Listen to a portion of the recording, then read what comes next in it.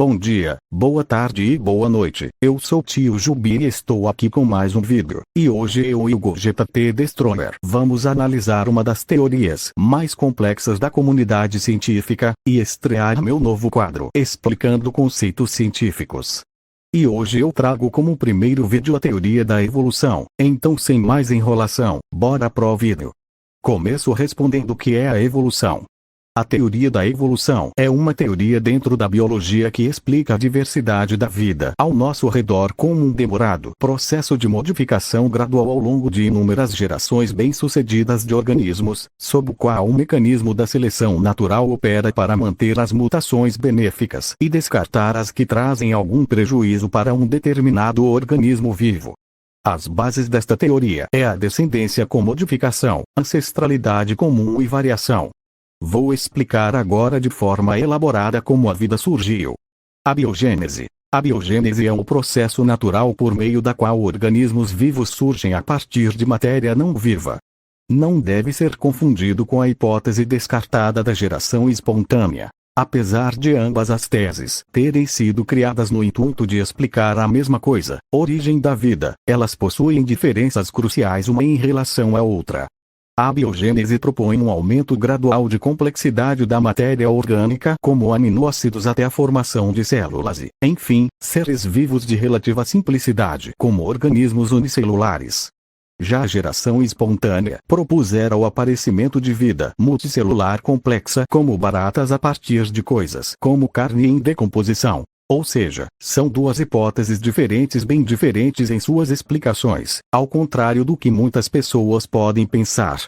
Também é importante mencionar que o nosso conhecimento sobre exatamente como a vida na Terra começou é incompleto e ainda existem questões em aberto, porém certamente fizemos progresso nessa área desde a proposta de Oparin e Haldane na década de 1920 até os dias de hoje, e são desses progressos que pretendo falar nesta primeira parte, obviamente de uma forma resumida. Stanley Miller e Harold Urey.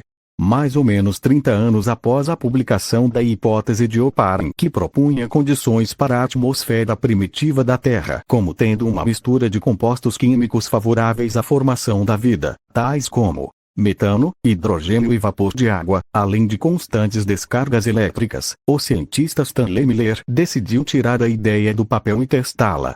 Miller colocou os elementos da Terra primitiva em seu laboratório para comprovar a ideia de Oparin e Haldane. Os compostos da atmosfera foram inseridos em um balão que recebia descargas elétricas, simulando os relâmpagos das tempestades. O sistema era aquecido, reproduzindo as altas temperaturas ao mesmo tempo que um condensador liberava gotículas de água, representando as chuvas. Após uma semana, a água do reservatório continha um total de 22 aminoácidos, substâncias orgânicas simples que podem ter sido um marco inicial da vida na Terra. Enquanto o experimento de Miller não mostrou como a vida surgiu, ele ainda foi um passo importante na pesquisa da biogênese, pois mostrou que é possível haver a síntese de moléculas orgânicas a partir de matéria inorgânica.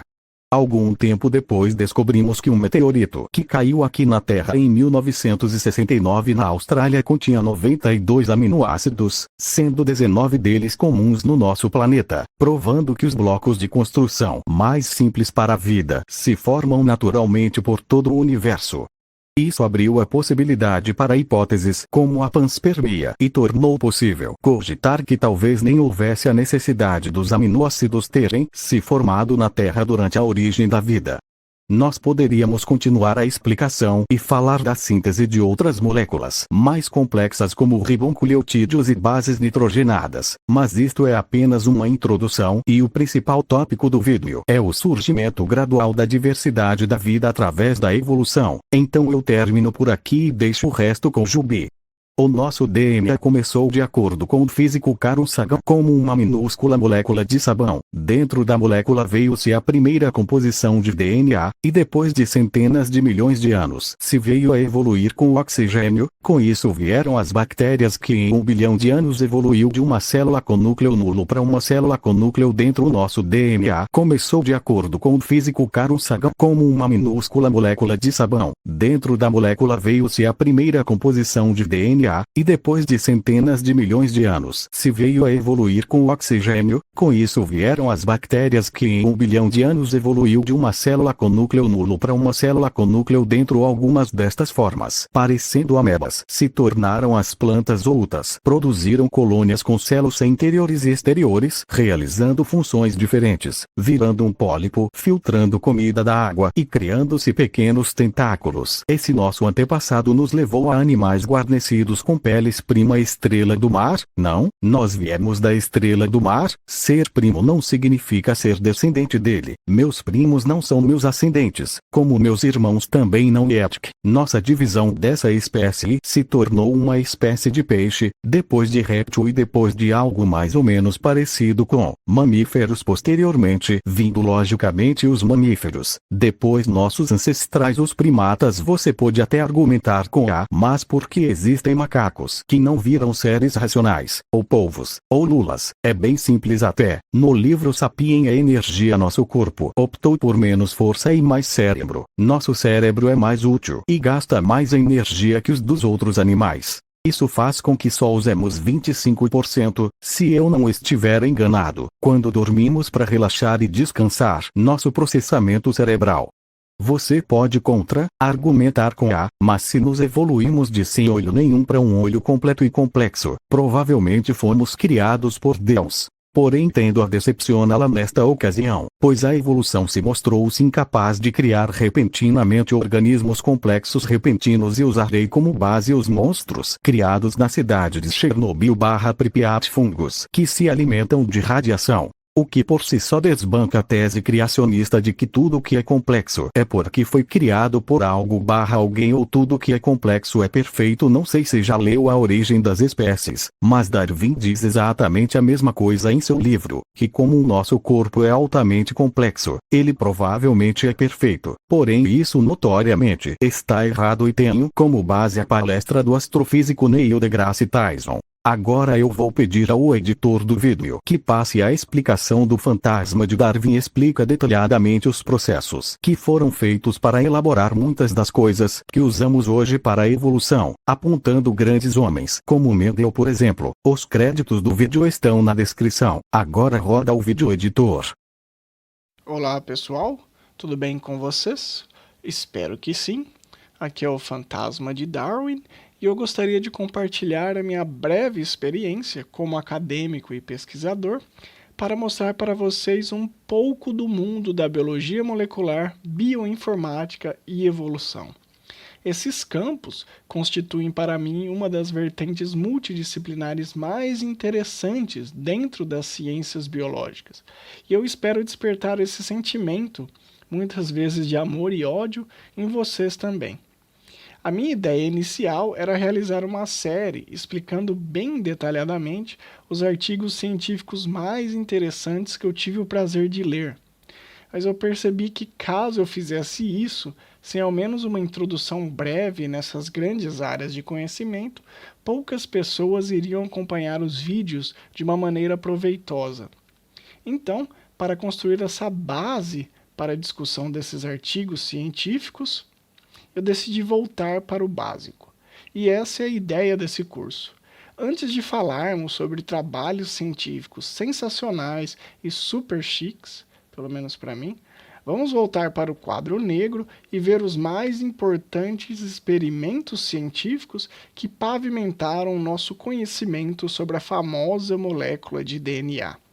Ela é a atriz principal em todos os trabalhos científicos que me marcaram, e vale a pena investir alguns minutos da nossa vida analisando em detalhes a biografia desse ácido nucleico digno de ganhar qualquer Oscar. Como o DNA foi descoberto? Como o DNA se parece? Ou seja, qual a sua estrutura molecular? Como raios é o mecanismo de replicação dessa molécula? Essas irão ser uma das perguntas respondidas durante o desenrolar desse curso. Antes de entrarmos em detalhes nos experimentos, eu gostaria de situá-los cientificamente e temporalmente alguns anos antes do início dos primeiros experimentos que levaram à descoberta do DNA. Sim, meus amigos, isso é uma pré-introdução da introdução. Quando pensamos em DNA, nós pensamos em hereditariedade, certo? Com isso em mente, vamos voltar para o século XIX e encontrar um cientista chamado Charles Darwin. Darwin propôs uma hipótese visando explicar os mecanismos da hereditariedade em seu livro chamado A Variação dos Animais e Plantas sob Domesticação. A hipótese de Darwin, hoje conhecida como pangênese, nos dizia que existiam estruturas chamadas de grânulos ou gêmulas microscópicas que carregavam as características que deveriam ser passadas para as gerações futuras. Darwin acreditava que existiam gêmulas para mãos, gêmulas para pés, gêmulas para rins, gêmulas para os pulmões e por aí vai. Ele era bem categórico em dizer que cada parte do organismo gerava gêmulas específicas apenas sobre essa determinada parte. E que essas partes, essas gêmulas, de alguma forma migravam para os órgãos sexuais. Quando as gêmulas de diferentes pais se encontravam, elas se misturavam, gerando o embrião e posteriormente o novo indivíduo. Hoje nós sabemos que isso não corresponde nem um pouco com a realidade, e Darwin estava redondamente enganado. Na mesma época de Darwin, um cientista e frade bem famoso, chamado Gregor Mendel, deu um passo além ao de Darwin e tirou as ideias do papel e desenvolveu experimentos minuciosamente desenhados para estabelecer como algumas leis de hereditariedade ocorrem, trabalhando com 7 características fenotípicas distintas em ervilhas: o tamanho da planta, tamanho e coloração da vagem, cor e formato da semente e a posição e a cor da flor. Mendel demonstrou que existia algo invisível dentro dessas ervilhas que armazenava todas essas informações e que, de alguma forma, esse algo invisível era passado para os descendentes. Se Mendel fosse mineiro, ele chamaria esses algos invisíveis de trem. Eu chamaria de coisa ou treco, mas Mendel, que não era mineiro e muito menos paulista, batizou esse algo invisível responsável pelas características herdáveis e hereditárias de Faktor. Faktor do alemão, que pode ser traduzido para fator em português. Ao longo do século XIX, os cientistas foram consolidando a ideia de que as células são originadas de outras células e que a informação para a hereditariedade estava localizada no núcleo dessas. Estamos falando aqui de organismos eucariotos, obviamente, mas a grande questão era: o que existe dentro dessa caixa preta chamada de núcleo? Essa pergunta foi respondida por cientistas como Friedrich Miescher e Walter Fleming, com a ajuda de novos protocolos bioquímicos para extração de substâncias, microscópios potentes e técnicas mais acuradas para enxergar nossa vida a nível celular. Miescher, apesar de ninguém reconhecer a importante atuação desse cientista dentro do campo da biologia molecular, foi a primeira pessoa a desenvolver protocolos para extração e purificação do material genético retirado de células de organismos vivos. Ele, estudando proteínas presentes em leucócitos, meio que sem querer encontrou uma substância enigmática que era fundamentalmente muito, mas muito diferente de qualquer proteína estudada. Essa substância levemente ácida, encontrada no núcleo das células, foi batizada por Miescher de nucleína, que depois foi renomeada para ácido nucleico. Alguns anos depois, Fleming entrou na jogada e conseguiu visualizar uma rede fibrosa altamente entremeada e conectada dentro do núcleo das células, com a ajuda de microscópios potentes. Substância essa que lhe deu o nome de cromatina. Cromatina, que significa material que consegue ser tingido. Na verdade, o que Fleming havia descoberto era o cromossomo, mas esse termo iria ser cunhado bem depois pelo cientista de nome bem auspicioso Heinrich Wilhelm Gottfried von Waldeyer-Hatz. Está aí um nome lindo para vocês darem para os seus filhos. Voltando ao Fleming, Ele fez muito mais do que pintar cromossomos durante a sua vida acadêmica. Ele observou em detalhes que durante o processo de divisão celular, esse material tingido, a cromatina, se dividia, se movimentava e era organizado no final do processo em diferentes células filhas. O trabalho de Fleming não só mostrou o rosto do que existia dentro do núcleo das células eucarióticas, como também descreveu o mecanismo responsável para a distribuição precisa e exata desse material nuclear durante a divisão celular mitótica. Fleming havia exposto a nucleína de Micha para o mundo. O importante de se notar aqui, amigos, é que durante o século XIX, alguns cientistas já estavam com a cabeça fervilhando de ideias para explicar como certas características eram passadas de gerações para outras, como Darwin, e outros já estavam colocando essa ideia em prática com experimentos científicos, como Mendel, Micha e Fleming. Entretanto, mesmo com todos esses avanços incríveis, alguns desses trabalhos foram esquecidos por algum tempo, até que vários pesquisadores, décadas depois, no início do século XX, redescobriram esses trabalhos e se aventuraram nas profundezas das células eucarióticas e seus cromossomos. Em 1902, dois pesquisadores, Theodore Boveri e Walter Sutton, deram um primeiro passo para a identificação desses fatores que Mendel havia descrito, investigando o núcleo das células, cheio de cromatina, descritos originalmente por Fleming, essas compostas por nucleínas ou ácidos nucleicos, identificadas e purificadas por Micha. Como eu havia dito anteriormente, Mendel havia investigado como certas características fenotípicas bem distintas presentes em ervilhas pais são passadas para ervilhas filhas, mas ele nunca chegou a olhar em um nível celular como essas características são arranjadas e combinadas no núcleo dos organismos.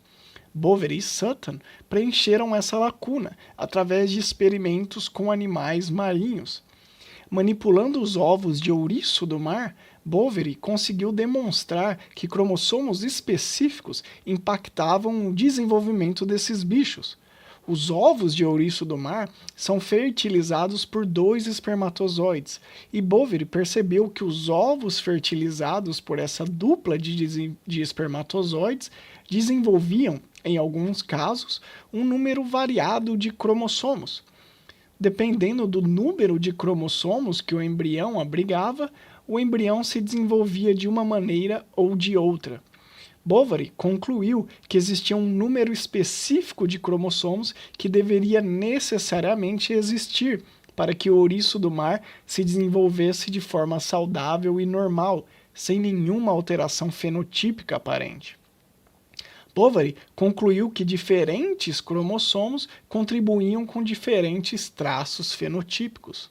Sutton, paralelamente, também chegou a essa mesma conclusão, além também de suportar a noção de divisão reducional também encontrada e descrita por Boveri.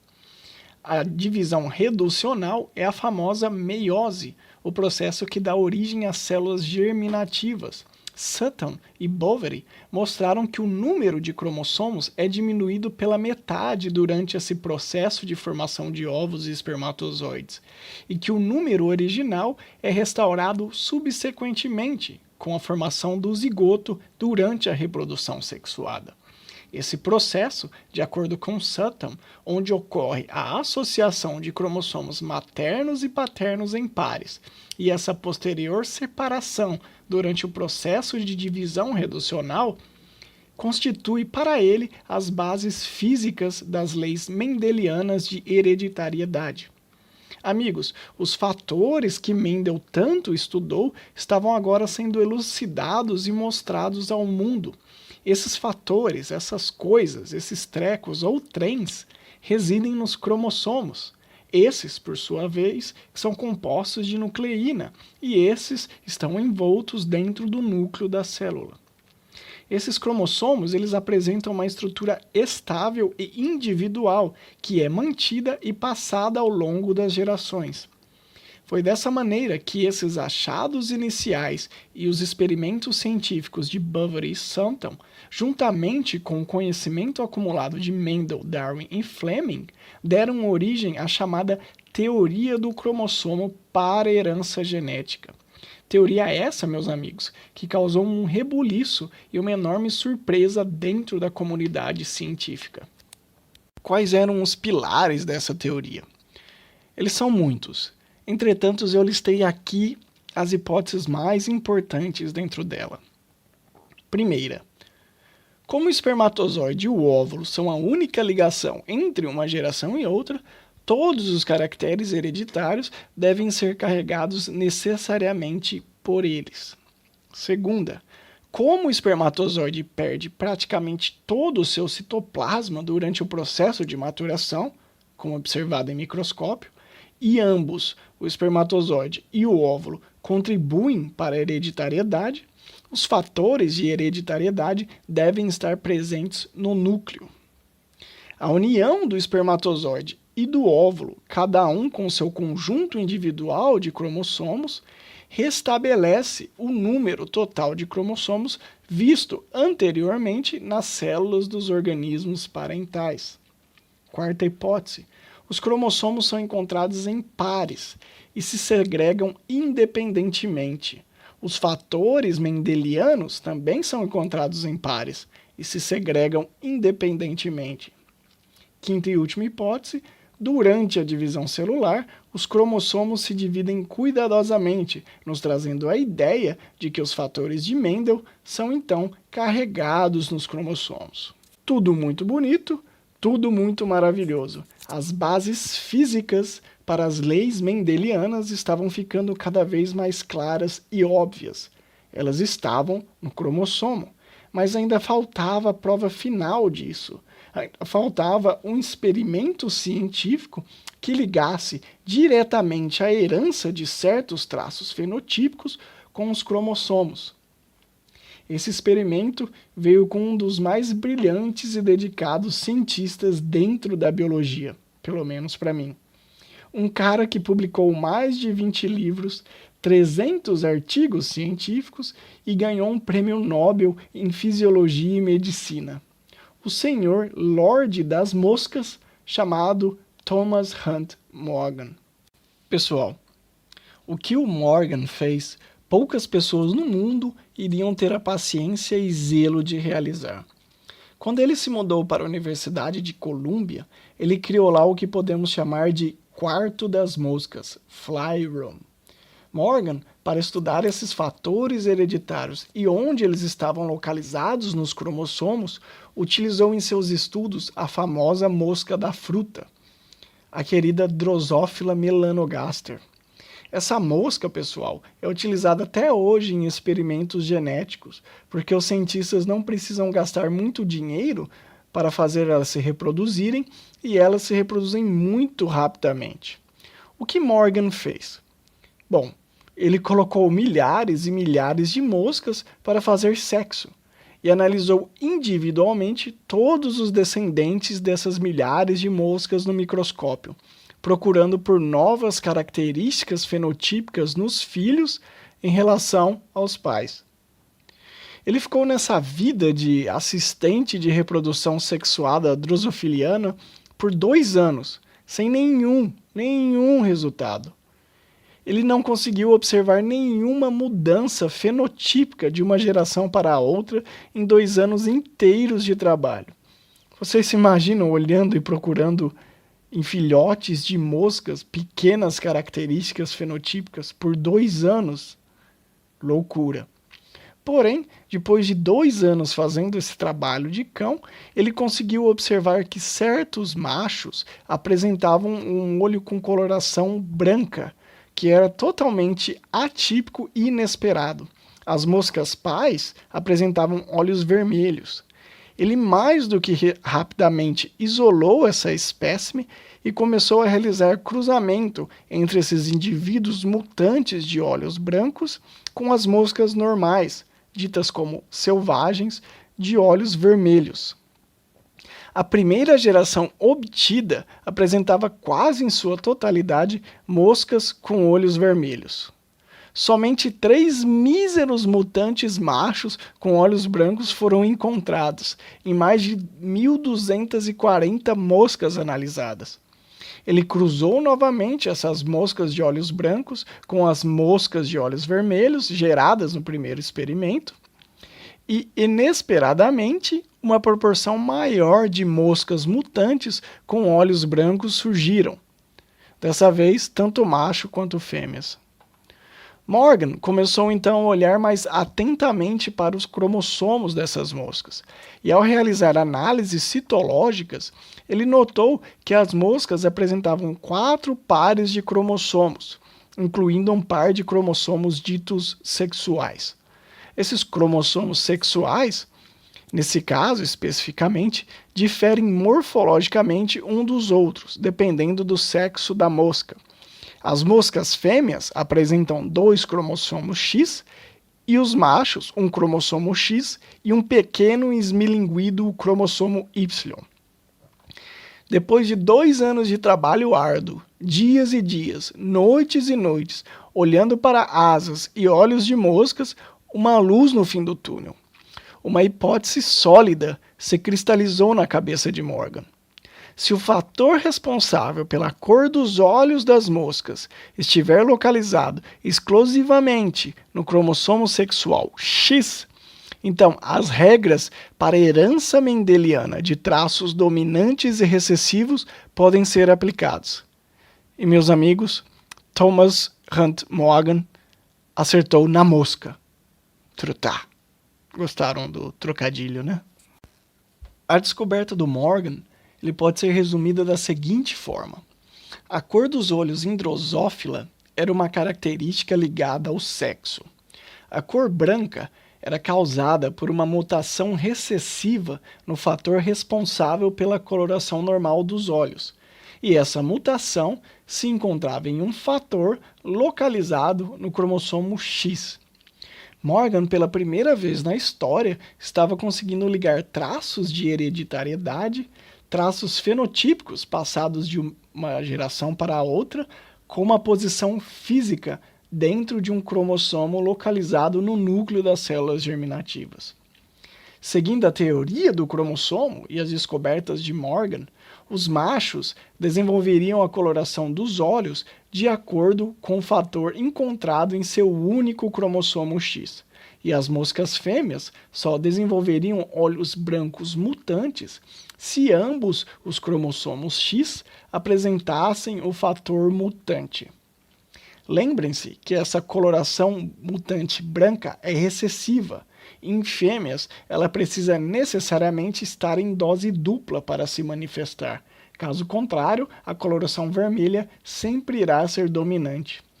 Após cruzar milhares e milhares de moscas, a teoria do cromossomo realmente confirmou essa predição. E Morgan finalmente obteve sucesso após anos de experimentos frustrados.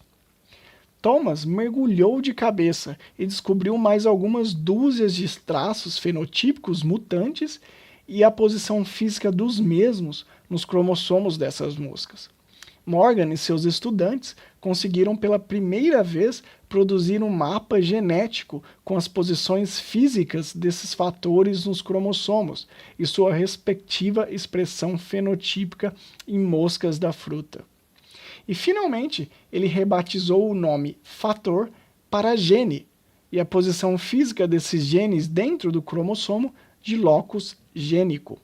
O campo da genética estava sendo montado e estabelecido, e tudo graças a pequenas moscas da fruta. Linda a história, não? Saímos de Darwin e Mendel, passamos por Fleming, Mischia, Boveri e Sutton e chegamos no Morgan e seus experimentos conclusivos de que a essência para a hereditariedade estava contida dentro de cromossomos. E com isso eu concluí a minha pré-introdução da introdução. E se vocês acham que depois dessa explicação toda, isso foi o suficiente para acreditar a hereditariedade à molécula de DNA, vocês estão muito enganados. os biólogos realmente sabiam que os cromossomos se segregavam em polos opostos durante a mitose e que esse número de cromossomos era cortado pela metade durante a meiose. Os biólogos também sabiam que os cromossomos eram formados por nucleínas, ou ácidos nucleicos, e proteínas. Nós vamos falar mais para frente, mas um cromossomo é composto de moléculas de DNA empacotadas por complexos proteicos chamados nucleossomos, esses que são formados por histonas, mas isso é uma outra história.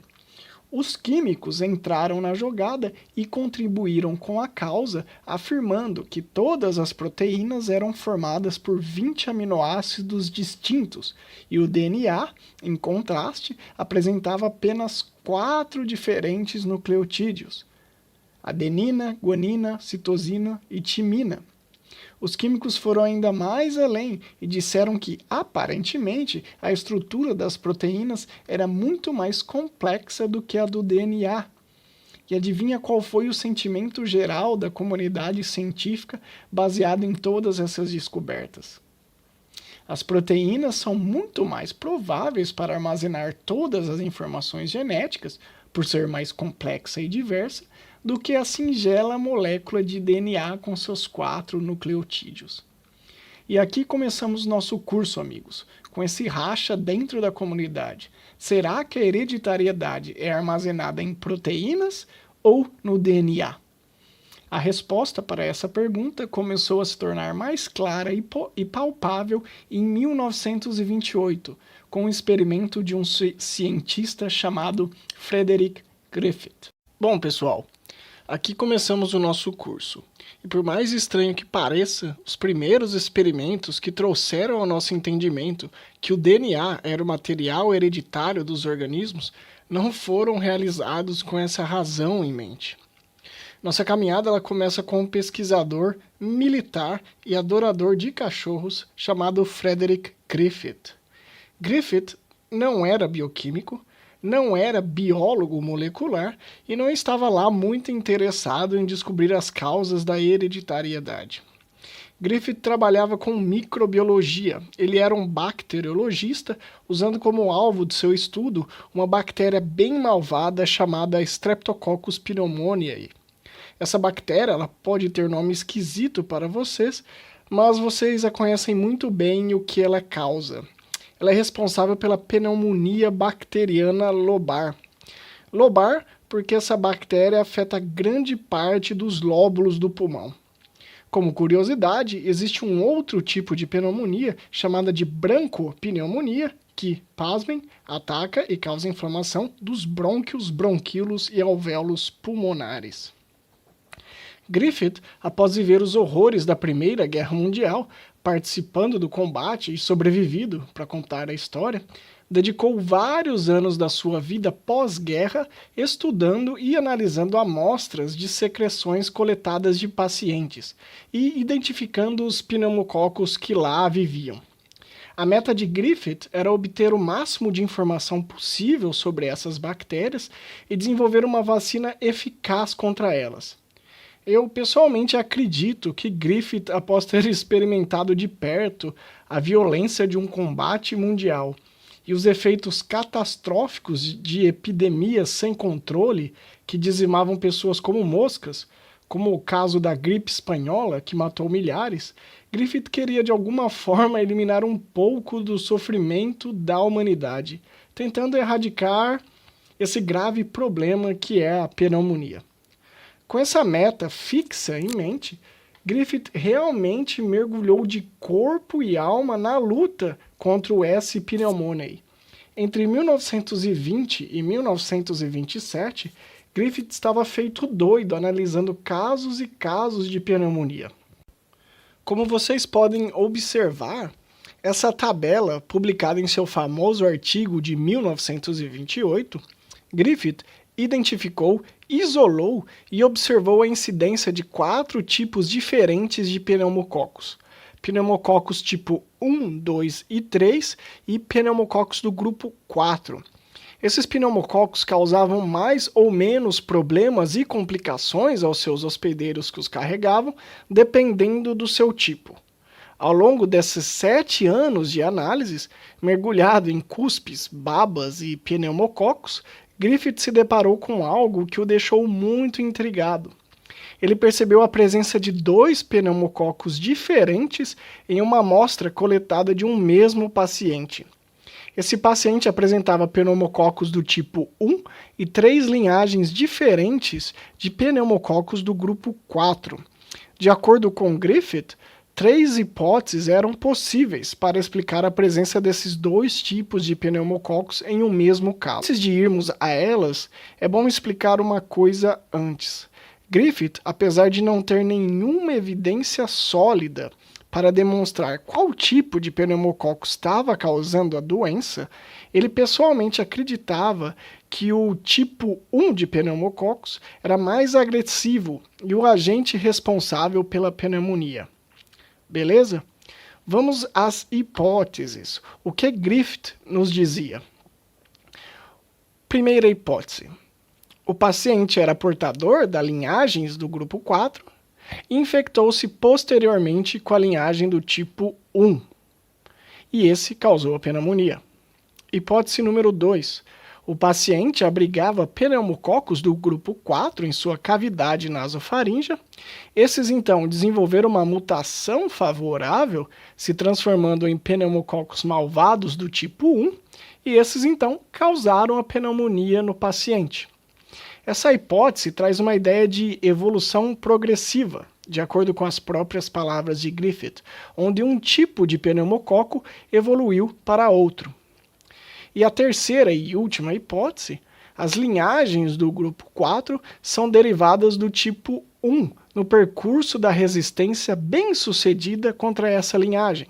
Ou seja, com o aumento das substâncias imunes contra os pneumococos agressivos do tipo 1, os pneumococos do grupo 4 surgiram. Qual a hipótese era certa? Griffith não tinha nem ideia. Mas ele realmente tinha essa convicção de que os pneumococos do grupo 4 eram menos infecciosos e apresentavam uma estrutura antigênica menos complexa. Griffith tinha os seus motivos para acreditar nisso, não me perguntem o porquê. Enfim, continuando com as análises, outro resultado surpreendente emergiu do muco infectado dos pacientes. Griffith encontrou praticamente todos os diferentes tipos de pneumococos em uma única amostra. Uma bagunça insana de bactérias. Griffith verificou que os pneumococos do tipo 3 e grupo 4 estavam presentes nas vias superiores do paciente antes da infecção ocasionada pelos tipos 1 e 2 matar de vez o paciente. Griffith então cogitou uma outra hipótese. Aqui segue a citação literal do que ele escreveu em seu artigo de 1928. No balanço das probabilidades, a permutabilidade dos tipos não parece ser uma hipótese menos provável do que a infecção com 4 ou 5 diferentes e inalteráveis variedades sorológicas de pneumococos. Griffith nos disse, de uma maneira científica e bonita, que a probabilidade de uma forma bacteriana de pneumococo se transformar em outra não parecia ser muito diferente do que a probabilidade de um indivíduo, muito azarado por sinal, se contaminar com todos os 4 tipos distintos.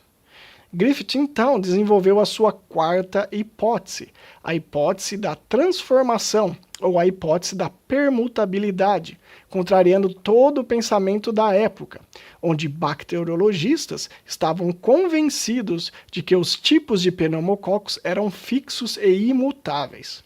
Essa hipótese nos dizia que um tipo de pneumococo bacteriano, de alguma forma, por razões desconhecidas, conseguia se transformar em outro. Para desenvolver uma bateria de experimentos visando avaliar a sua hipótese da transformação, Griffith foi muito, mas muito cuidadoso em sua metodologia. Para começo de conversa, Griffith estabeleceu e utilizou formas variantes de pneumococos virulentos e avirulentos. Em palavras de pessoas normais, Griffith utilizou pneumococos que causavam uma pneumonia severa e fatal, virulentos, e pneumococos paz e amor atenuados, que praticamente não apresentavam nenhum perigo ao organismo que os continha. Essa forma severa de pneumonia é causada por pneumococos virulentos do tipo 3, que quando observados a olho nu em placas de Petri, eles formavam colônias com uma aparência lisa e uniforme. Esses pneumococos foram chamados de S. S vem do inglês smooth, que quer dizer liso. E para você curioso, essa aparência lisa e uniforme dessas colônias está relacionada à presença de uma cápsula polissacarídica nessas bactérias. A forma avirulenta, paz e amor, era um pneumococo atenuado do tipo 2, que ao contrário dos pneumococos virulentos capsulados, quando observados a olho nu em placas de Petri, esses formavam colônias bem rugosas e irregulares.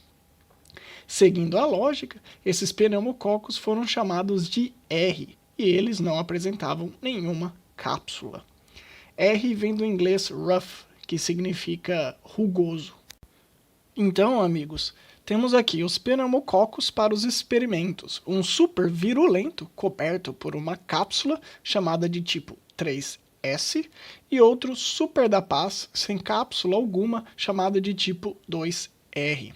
O que Griffith precisava fazer era desenvolver um método que o permitisse observar se uma bactéria conseguia se transformar em outra. E ele precisava também de cobaias, livres de qualquer tipo de pneumococo, que fossem capazes de desenvolver pneumonia. Bom, Griffith desenvolveu a metodologia e, com a ajuda de ratos, ele foi testar a sua hipótese da transformação. Pessoal, experimentos com animais ainda são um mal necessário dentro da biologia. Em um primeiro experimento, Griffith injetou quantidades consideráveis de pneumococos avirulentos 2R em um rato e o monitorou. Como esperado, o rato sobreviveu, pelo menos momentaneamente, porque no próximo passo do experimento, Griffith eutanasiou o pequeno roedor e procurou por sinais desses pneumococos nos órgãos e tecidos. Ele encontrou algumas pequenas colônias dessas bactérias não capsuladas no rato, porém, nada de transformação. Todos os pneumococos eram do tipo 2R. Vamos agora para o segundo experimento. Griffith injetou uma superdose das bactérias tipo 3S extremamente virulentas e malvadas em um rato. E, adivinhem, o rato morreu. E os resultados da autópsia, combinados com uma grande quantidade de colônias lisas, compostas por bactérias capsuladas isoladas do rato, nos mostraram que esse havia sido cometido por uma pneumonia super grave e fatal. Nada de surpreendente até aqui, pessoal. Os pneumococos estavam fazendo o que eles deveriam fazer, e nenhuma transformação bacteriana foi identificada. Terceiro experimento. Griffith agora aqueceu a cultura tipo 3S virulenta até 100 graus Celsius, até se certificar que todas as bactérias estavam realmente mortas. Após essa comprovação, Griffith então as injetou no rato. Bom, como vocês podem intuitivamente imaginar, as bactérias mortas não causaram nenhuma doença no rato, que sobreviveu, feliz e contente, e nenhuma colônia, nem lisa, nem rugosa, foi isolada após a eutanásia do mesmo. Legal. Chegamos agora no último experimento, e esse eu prometo que apresentará resultados mais interessantes. Griffith aqueceu e matou novamente todas as bactérias tipo 3S virulentas, mas agora, antes de injetá-las novamente no rato, ele adicionou a essa mistura bactérias avirulentas tipo 2R vivas.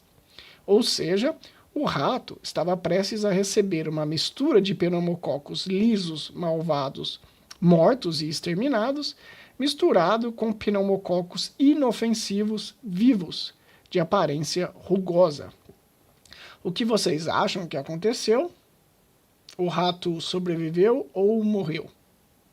Bom, por mais improvável que pareça, o rato morreu alguns dias após a inoculação.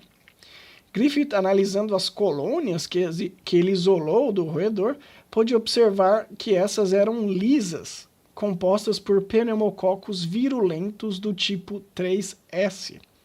A hipótese de Griffith de que um tipo de pneumococo poderia se transformar em outro acabou de ser comprovada e demonstrada em laboratório.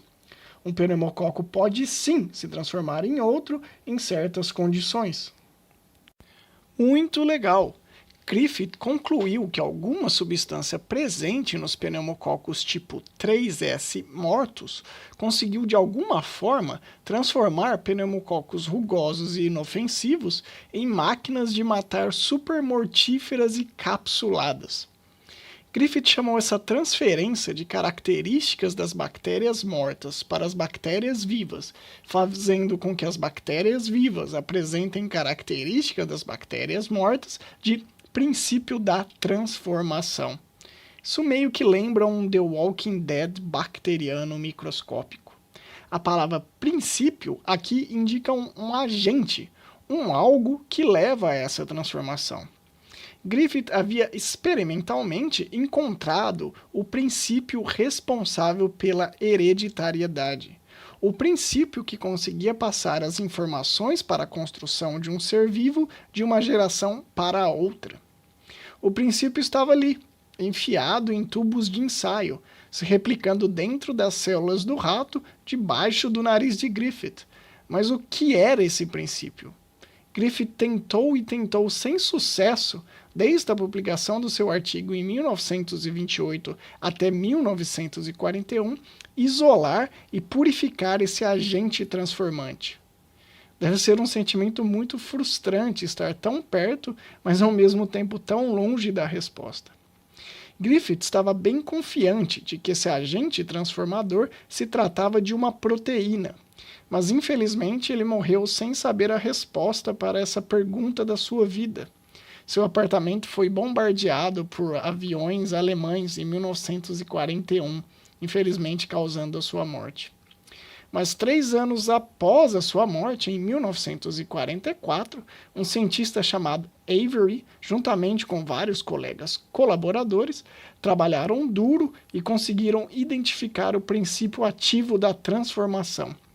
Avery e os seus colegas conseguiram obter um tubo de ensaio cheio de hereditariedade, tão puro e cristalino que esse começaria a destruir de uma vez por todas a hipótese de que as proteínas eram as responsáveis pelas características hereditárias dos organismos. Bom, pessoal, lá vamos nós de novo. Somente para recapitular, Griffith havia descoberto o princípio da transformação. Princípio esse capaz de transformar pneumococos vivos rugosos avirulentos em pneumococos lisos, virulentos e mortais. Os experimentos de Avery, McLeod e McCarty nada mais foram que uma continuação dos trabalhos de Griffith e uma homenagem póstuma a ele. Esses cientistas eles queriam entender em mais detalhes como o fenômeno da transformação ocorria nesses diferentes tipos de pneumococos. Eles queriam terminar o trabalho de Griffith. O objetivo principal dos experimentos era encontrar e isolar o princípio ativo da transformação a partir de extratos bacterianos e, posteriormente, identificar a composição química do mesmo. Ao menos caracterizar suficientemente esse composto a ponto de classificá-los em um dos grandes grupos conhecidos de substâncias químicas. Esse composto ele era uma proteína, um RNA ou uma molécula de DNA. Esses cientistas eles tinham uma meta: identificar, extrair, isolar a hereditariedade em um tubo de ensaio e a caracterizar fisicamente utilizando todas as ferramentas metodológicas disponíveis. Uma meta bem nobre e incrivelmente trabalhosa, eu diria. O experimento, como vocês verão, é de uma ideia tão simples que parece que foi algo banal de ter sido realizado. Entretanto, todo o trabalho bioquímico, metodológico e intelectual atrás desse simples experimento requereu dos participantes anos de pesquisa e dedicação.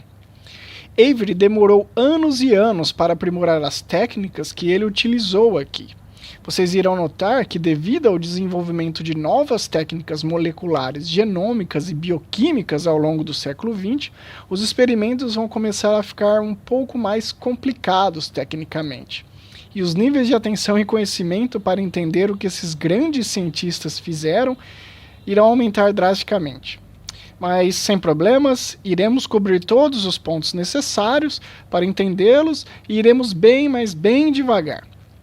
Como sempre, vamos fazer uma breve introdução sobre esses cientistas e o contexto histórico e científico onde eles estavam inseridos. Vamos começar com Oswald Avery. Esse senhor, com uma cara bem simpática, foi um pioneiro dentro do campo da imunoquímica. Esse ramo da química tem como foco os mecanismos químico-moleculares que comandam as funções do sistema imune. Avery estava ocupado estudando como antígenos, substâncias que iniciam uma resposta imune no organismo, e anticorpos, substâncias que atacam os antígenos, interagiam e se relacionavam. E para entender mais sobre essa relação de amor e ódio molecular, ele utilizou o mesmo alvo de Frederick Griffith, os queridos pneumococos. O grupo de pesquisa do Avery foi cada vez mais se especializando nessa área de pesquisa e elucidando aspectos super legais de como determinados tipos de pneumococos induzem respostas imunes diferentes nos hospedeiros. Vocês se lembram do experimento passado, né? Que os pneumococos capsulados 3S são extremamente virulentos. Pois é, Avery conseguiu descobrir a razão para isso. E a razão é justamente a cápsula polissacarídica que reveste essa bactéria. Essa cápsula, que engloba toda a bactéria, nada mais é do que uma cobertura gelatinosa, feita de vários açúcares, uns ligados aos outros. Essa cápsula ela é importante para os pneumococos porque ela diminui as chances de que esses sejam fagocitados por um tipo muito específico de leucócito chamado fagócito. Isso ocorre justamente por essa cápsula ser muito lisa e apresentar uma carga negativa. A combinação desses dois fatores transforma a vida dos fagócitos em um inferno. Eles não conseguem se aderir nessas bactérias e muito menos devorá-las vivas.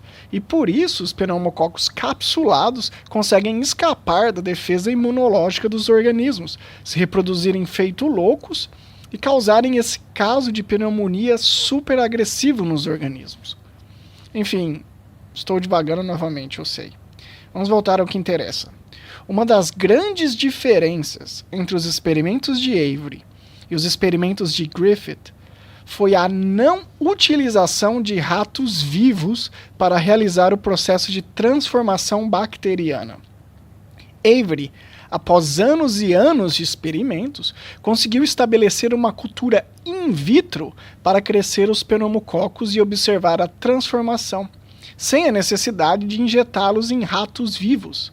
Em outras palavras, Avery encontrou as condições físicas e químicas ideais para fazer os pneumococos se reproduzirem fora do hospedeiro. E para isso, ele desenvolveu a receita perfeita de um caldo nutritivo de coração de boi misturado com líquidos serosos de diversos animais. Plasma, uma mistura de 95% de água, proteína e outras substâncias. No paper original de Avery, McLeod e McCarty, existem vários subtópicos discutindo como ele chegou nessa mistura ideal, que além de salvar vidas roedoras inocentes, ajudou muito o experimento em termos de controle das variáveis do ambiente, previsibilidade e também reprodutibilidade, e também na velocidade de obtenção dos resultados. Avery, com as condições perfeitas para realizar os seus experimentos e a ajuda de dois outros colegas pesquisadores, McLeod e McCarty, desenvolveram essa metodologia científica para identificar o princípio da transformação de Griffith. O experimento de Avery consistia basicamente de vários ensaios bioquímicos designados a medir a atividade e concentração da substância envolvida na transformação bacteriana, assim como na identificação e caracterização bioquímica dessa substância transformante em um dos grandes grupos conhecidos de substâncias, como eu disse anteriormente, proteínas, DNAs e RNAs. Então, pessoal, vamos para o experimento. Avery sabia que existia algo dentro das bactérias 3S lisas que conseguia transformar uma bactéria em outra. O que ele precisava fazer era extrair esse princípio. Para fazer isso, ele seguiu alguns passos lógicos. A primeira coisa que ele fez foi cultivar essas bactérias 3S in vitro, nesse caldo nutritivo que ele desenvolveu.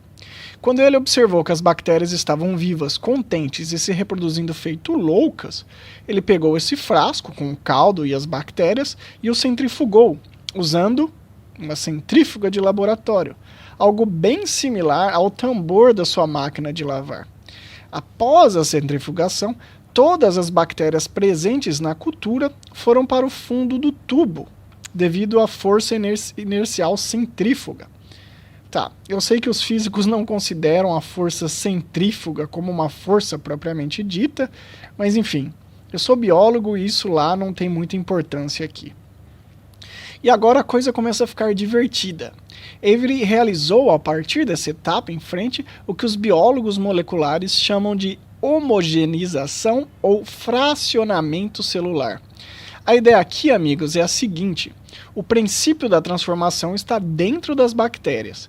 Então, o primeiro passo é romper, destruir a membrana celular que envolve essas bactérias, fazendo com que todo o conteúdo presente dentro delas fique acessível. Uma vez essas bactérias destruídas e o conteúdo interno todo espalhado em uma solução, todos esses diferentes componentes celulares são fracionados por procedimentos mecânicos e químicos e posteriormente isolados e purificados individualmente. O que Avery fez em essência foi fracionar a célula e purificar o conteúdo, e purificar o conteúdo, e purificar o conteúdo, e purificar o conteúdo, até que ele, através de experimentos laboratoriais, confirmasse que o produto purificado conseguia transformar os pneumococos. Em mais detalhes, esses foram os passos de Avery para essa etapa do experimento.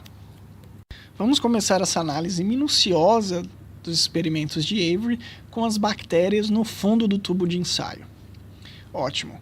O próximo passo do Avery foi acessar o conteúdo celular de cada uma dessas bactérias. E ele fez isso lisando, em outras palavras, matando todas as bactérias utilizando o calor. Exatamente o que Griffith fez no experimento dele. A partir daí, Avery extraiu as células mortas através de lavagens salinas, depois ele precipitou e retirou todas as proteínas utilizando clorofórmio, e hidrolisou todas as cápsulas polissacarídicas com uma enzima. Por fim, ele realizou vários fracionamentos com o que restava dos componentes celulares utilizando álcool etílico e observou que no final desse processo apenas o material fibroso estava presente. Material fibroso esse que Avery confirmou laboratorialmente que causava a transformação de um tipo de pneumococo para outro. Ele realizou várias análises químicas com esse material fibroso e relatou que esse material era composto de proporções bem definidas de carbono, hidrogênio, nitrogênio e fósforo. Composição química essa que era consistente com a composição química do DNA. Outros testes químicos para a identificação de diferentes moléculas foram realizados e todos deram positivos para a molécula de DNA. Para concluir, o espectro de luz ultravioleta absorvido pelo princípio da transformação era o mesmo que o espectro de luz ultravioleta absorvido pela molécula de DNA. A única coisa que faltava era identificar a concentração mínima necessária desse princípio para transformar um pneumococo de um tipo para o outro. E para isso, Avery utilizou uma técnica comum em análises químicas quantitativas chamadas de titulação. A titulação é um método utilizado para determinar a concentração de um reagente, e o reagente, nesse nosso caso específico, é o princípio transformante. Para realizar a titulação, como vocês podem observar nessa linda tabela, Avery distribuiu o princípio da transformação do preparado número 44 em 4 tubos idênticos e iniciou um processo de diluição progressiva dessa mistura. Essas misturas diluídas eram injetadas em culturas em vivo contendo somente pneumococos tipo 2R rugosos e Avery observava se a transformação ocorria ou não. O princípio transformante ele estava muito, mas muito concentrado nesse extrato inicial que Avery conseguiu purificar, porque ele foi diluído mais de 10.000 vezes sem perder a sua habilidade de transformar os pneumococos. Então Avery foi diluindo e testando, diluindo e testando, diluindo e testando, e observou por fim que quando concentrações menores do que 0,01 microgramas eram adicionadas na solução, a transformação ela era inconsistente. Observem as amostras 1 e 3, 2 e 4. Tudo lindo e maravilhoso. Avery purificou o princípio da transformação e o caracterizou molecularmente, e ainda mediu a concentração mínima necessária do mesmo para transformar um pneumococo para outro. Uma pessoa normal, como eu, diria: já fiz o meu papel, temos provas mais do que suficientes do que o DNA é o princípio transformante. Vamos para casa, pedir uma pizza, beber uma cerveja e relaxar. Mas Avery e seus colaboradores, eles não estavam totalmente satisfeitos. Eles, apesar de todo esse esforço, queriam refinar ainda mais os seus experimentos e demonstrar com absoluta certeza, dentro dos limites da metodologia, obviamente, de que o material purificado era realmente DNA, e não qualquer outro componente que poderia ter contaminado, mesmo que minimamente, suas análises. E para isso, meus amigos, ele e os seus colaboradores desenvolveram uma outra metodologia baseada em vários testes bioquímicos. Metodologia essa que é ensinada em praticamente todos os livros-texto de ciência do Brasil, como o experimento de Avery. Não porque toda a metodologia que eu descrevi anteriormente sobre purificação, análises químicas e titulação não são importantes, mas porque esse experimento que eu vou descrever agora é a cereja no topo do bolo dos experimentos de Avery.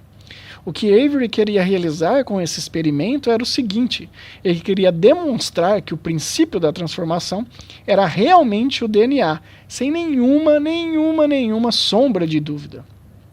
Para isso, Avery iniciou uma série de experimentos enzimáticos em um processo de eliminação. Para aqueles que não sabem, enzimas são macromoléculas que catalisam reações químicas. Existem na natureza dezenas, centenas de enzimas diferentes, e cada uma delas tem uma função distinta. Algumas enzimas quebram as ligações peptídicas entre os aminoácidos de uma proteína. Outras quebram as ligações fosfodiéster da cadeia de DNA. Outras quebram a molécula de RNA em moléculas menores. As enzimas, meus amigos, degradam as moléculas, fazendo com que essas parem de realizar a atividade bioquímica que elas sempre continham. A nomenclatura para essas enzimas é muito simples. Se uma enzima degrada proteína, essa enzima é uma protease. Se ela degrada DNA, ela é chamada de DNAase. Se ela degrada RNA, adivinhe, pois é, RNAase.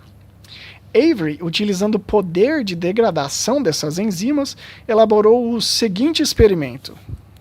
Partindo de um extrato inicial, que Avery sabia que continha o princípio da transformação, Avery foi adicionando seguidamente essas enzimas na mistura e observando se a transformação de um tipo de pneumococo para o outro ocorria. Avery iniciou os experimentos adicionando proteases no extrato e ele observou se a transformação ocorria. E, sim, meus amigos, a transformação ocorria mesmo quando proteínas eram destruídas. O próximo passo foi adicionar RNAase e observar. A transformação ocorria novamente, ou seja, nem proteínas e nem RNAs estavam envolvidas na transformação bacteriana. Eles foram destruídos, mas mesmo assim os pneumococos estavam se transformando. Em um último experimento, Avery adicionou DNA ASE e, voilá, nada de transformação. Os pneumococos continuavam a ser os mesmos pneumococos rugosos de sempre. Avery aqui, meus amigos, demonstrou que a transformação bacteriana não ocorria quando o DNA é degradado. Ou seja, a transformação depende diretamente da molécula de DNA. Pessoal, olha que elegância. Tão simples, porém tão poderosa essa bateria de experimentos. Avery e os seus colaboradores desenvolveram várias baterias de experimentos para identificar, caracterizar e quantificar a quantidade mínima do princípio transformante para transformar um pneumococo em outro. Todos os experimentos que eles realizaram apontaram, sem sombra de dúvidas, para a molécula de DNA, e Avery estava convencido de que ela era que armazenava todas as informações hereditárias necessárias para realizar a transformação bacteriana. Mas se vocês pensam que mesmo após todo esse esforço, a comunidade científica abraçou os experimentos de Avery, não. A comunidade científica ainda estava muito cética. Os pesquisadores da época disseram que a metodologia, apesar de ter sido muito bem desenvolvida e validada e apresentar resultados incríveis, ainda apresentava um risco de contaminação, mesmo que mínimo. Na verdade, a comunidade científica ela estava encanada, encafifada de que as proteínas eram responsáveis pela hereditariedade. Estava bem difícil mudar a mentalidade dos cientistas nessa época. A vida de alguns cientistas muitas vezes não é fácil, meus amigos. Mas em 1952, Hershey e Chase, usando muita biologia molecular, silenciaram de uma vez por todas qualquer dúvida e realmente provaram que a molécula de DNA era responsável pela hereditariedade, colocando um ponto final nessa grande dúvida dentro da biologia. Bom, agora com a explicação do vídeo, vou mostrar responder algumas coisas que imagino que serão perguntadas. Primeiro, o Gorjeta vai dar alguns exemplos de livros sobre evolução como A Origem das Espécies, obviamente, Tessel Fish Gene, The Evolution History, Darwin com Instituto são bons livros e atendem à sua expectativa de livros que estabelecem o pensamento evolutivo. Agora, eu tio Jubi dou exemplos de livros que li, no caso eu gostaria de citar. Sapiens, o gene agora respondendo outra pergunta. E quais teses foram usadas para comprovar a evolução de forma direta? O fato de que o registro geológico mostra que as espécies mudaram gradualmente durante os 3,8 bilhões de anos desde a aparição da vida e a descoberta de fósseis transicionais. Análises genéticas que provaram que toda a vida está relacionada uma à outra. Observação direta de especiação e seleção natural.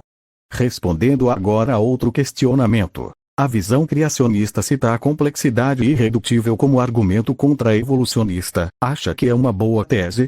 Bom, o próprio Darwin na Origem das Espécies dedica umas 3 páginas apenas para explicar como algo tão complexo quanto um olho poderia ter surgido por meio da seleção natural. E mostrarei aqui a citação de Darwin para que todos possam ler. Próxima pergunta. E em relação, por exemplo, ao fato do ser humano evoluir partes fundamentais do corpo como o rim? Não acha inconsistente? Em primeiro lugar, eu costumo ser cético sempre que falam de complexidade irredutível porque sempre se mostra um argumento falho. Depois, nós já temos uma boa ideia da evolução dos rins. Por exemplo, existe um estudo do ano passado demonstrando que os rins evoluíram para auxiliar no movimento, apenas depois tomando a função que tem nos dias de hoje. Bom, isso é tudo. Agradeço ao Gorjeta por me ajudar, e agradeço também ao editor por me ajudar. Os canais deles estarão na descrição. Agradeço e até o próximo vídeo. Tchau.